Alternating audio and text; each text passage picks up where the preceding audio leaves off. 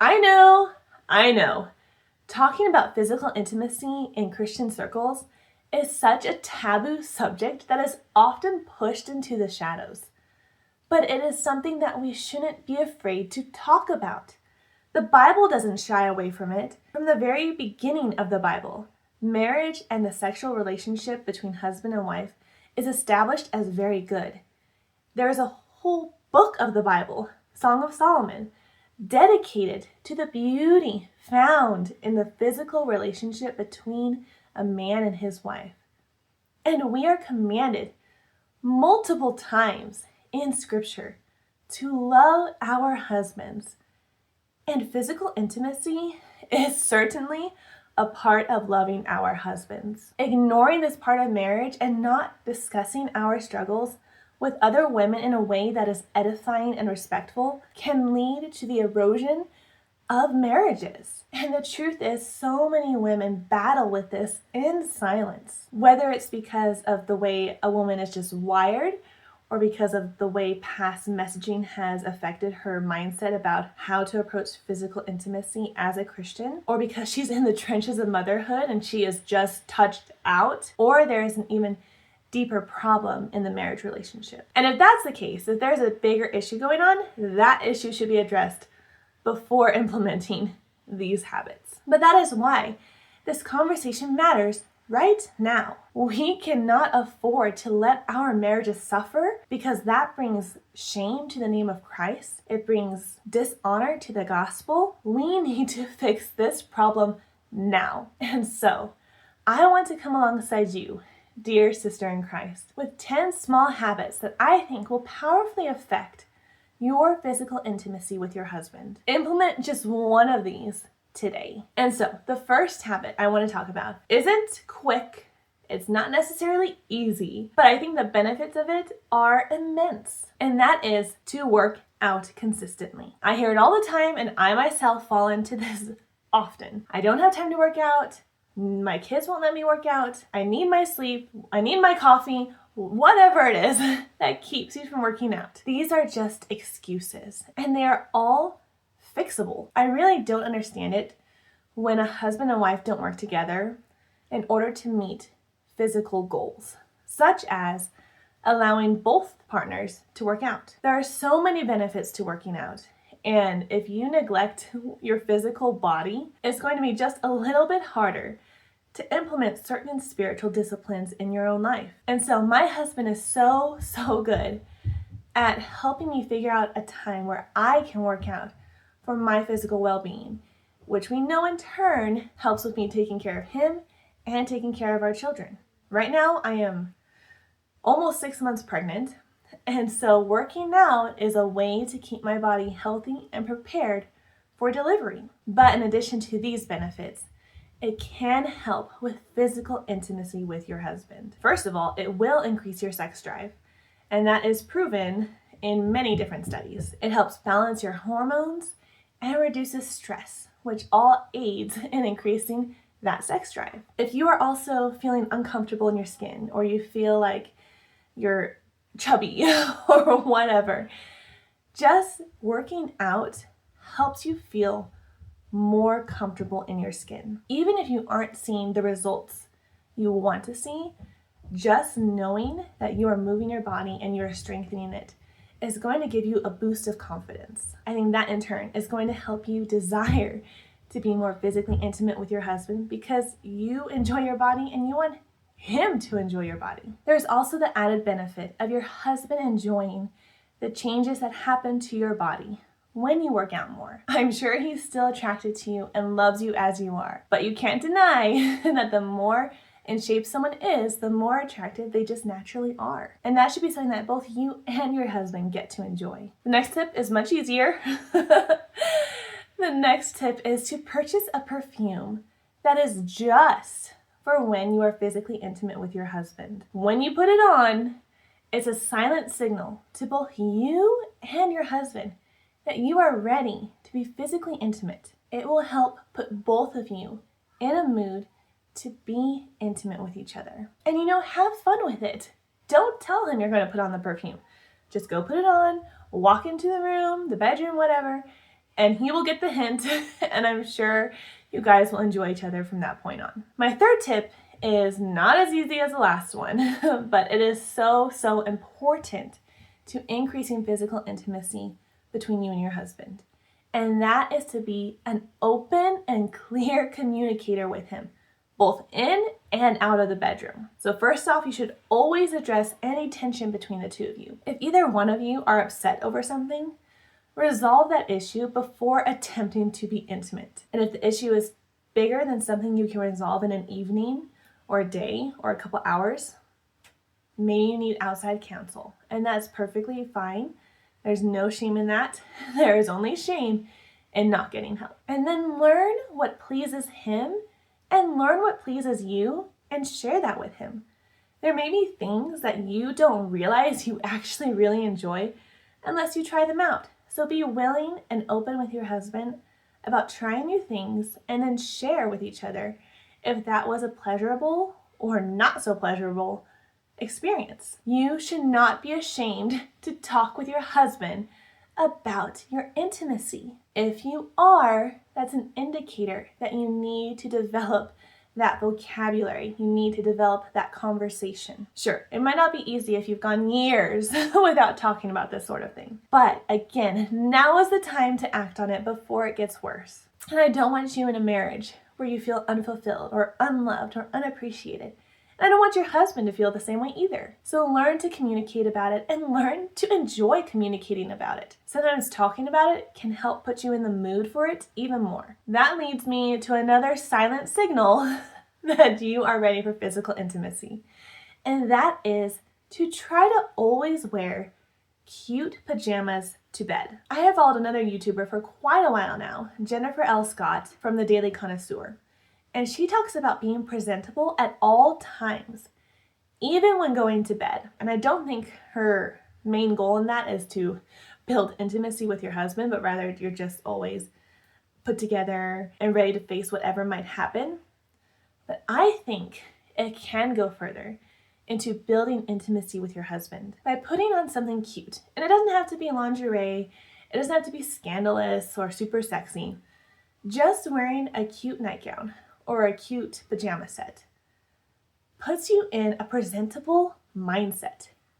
You come to bed thinking, I am put together well, I am wearing cute clothes, I feel cute, my husband thinks I look cute.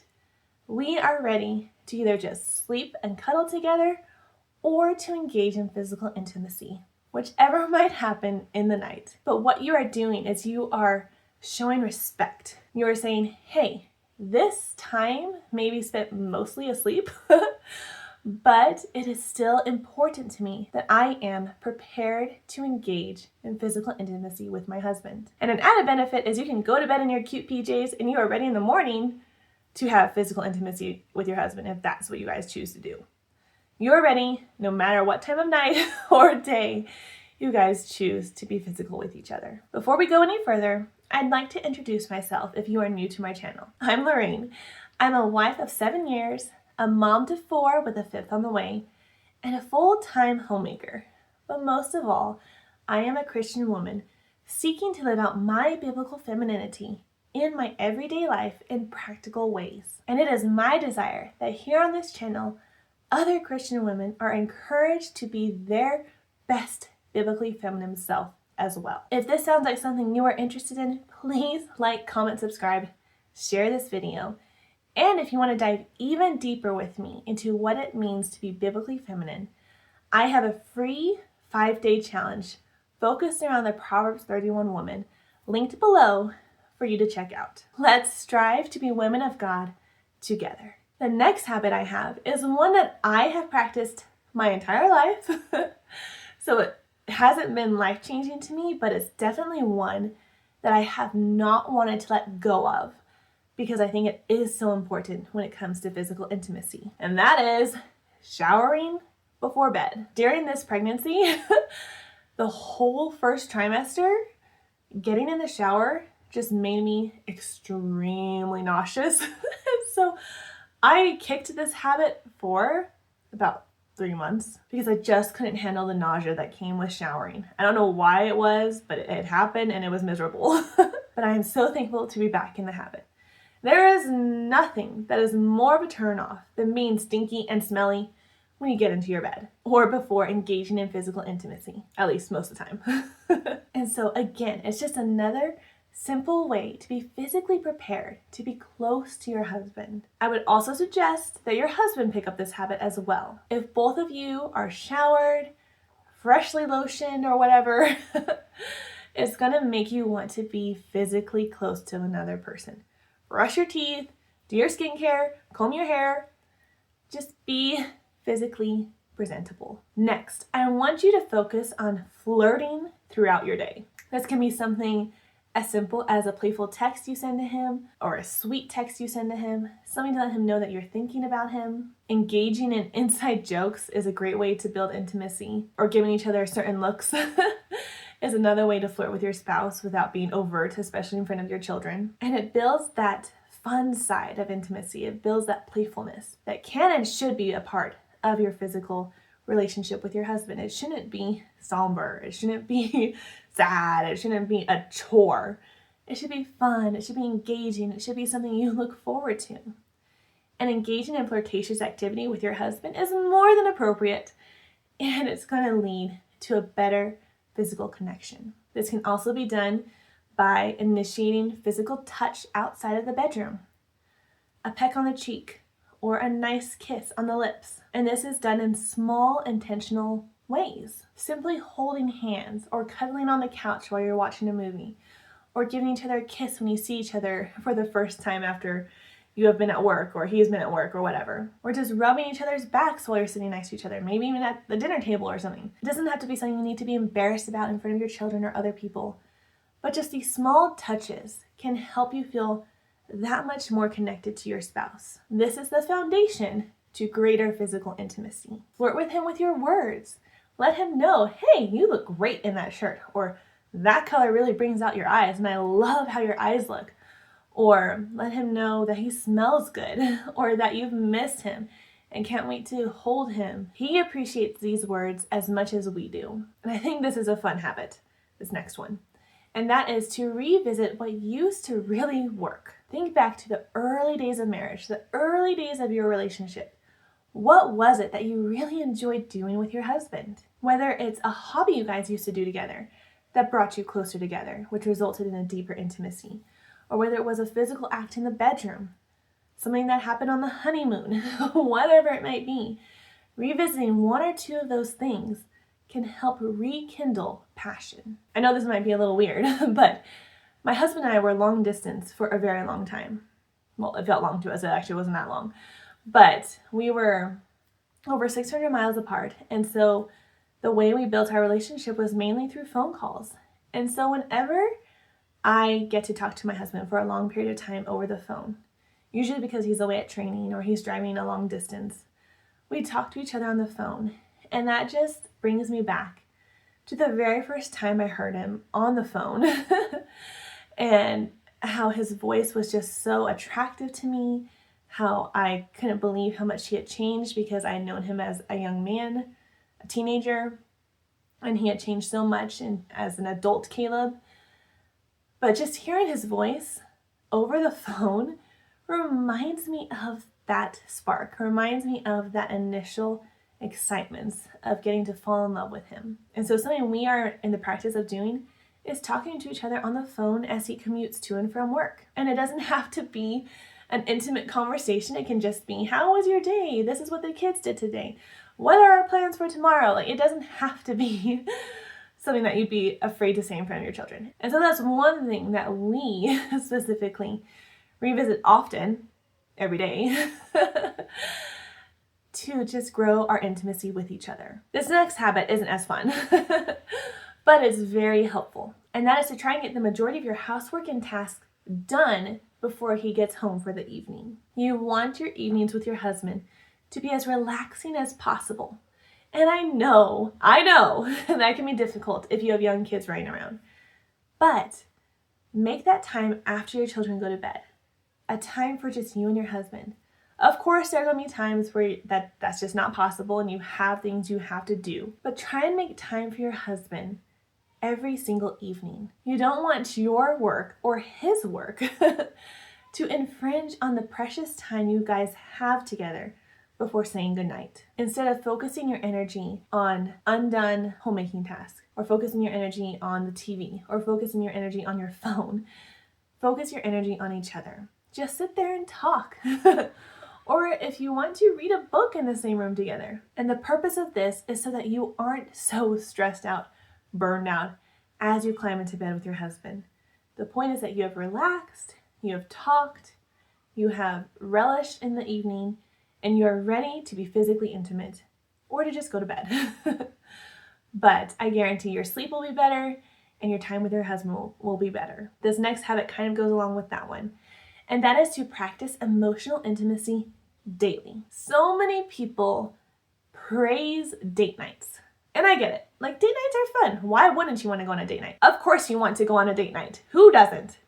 But I do not think having date nights will make or break your marriage. What will make or break your marriage is if you don't talk to each other at all but once a week. Or once a month, if your date night is only once a month. You should be sharing your heart. You should be sharing your concerns. You should be praying together daily. Spend time truly listening to each other. 5 minutes here and there. That hour in the evening. All adds to being able to be physically intimate with your husband. Because if you feel like your husband doesn't know you, if you feel like your husband doesn't care about the sort of day you had, if you feel like your husband is disconnected from you except for once a week, or once a month, you aren't going to want to be physical with him more than that many times a month. And we want to be as physically engaged with our husband as possible. And emotional intimacy is a huge building block to that. And finally, pray about your physical intimacy. Again, God created man and woman to enjoy each other in the marriage relationship.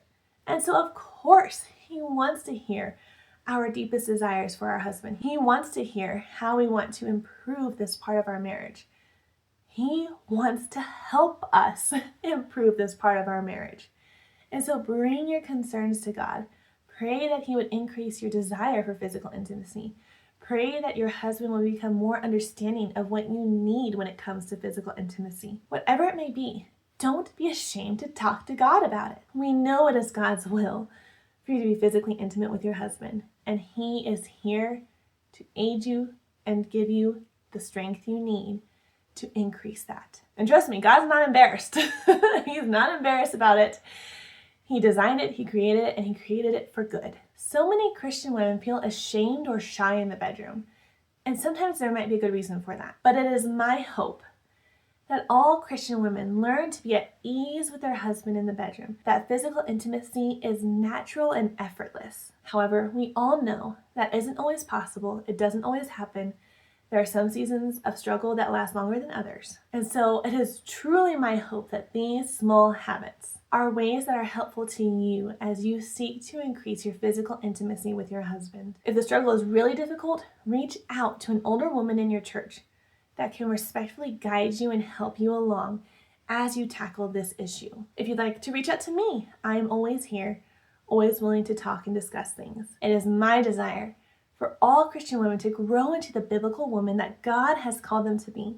And this is certainly an aspect of that. And so let me know in the comments, have these been helpful to you?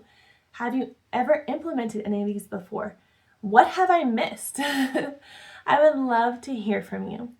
So please don't be shy, comment down below. And until next time, be blessed.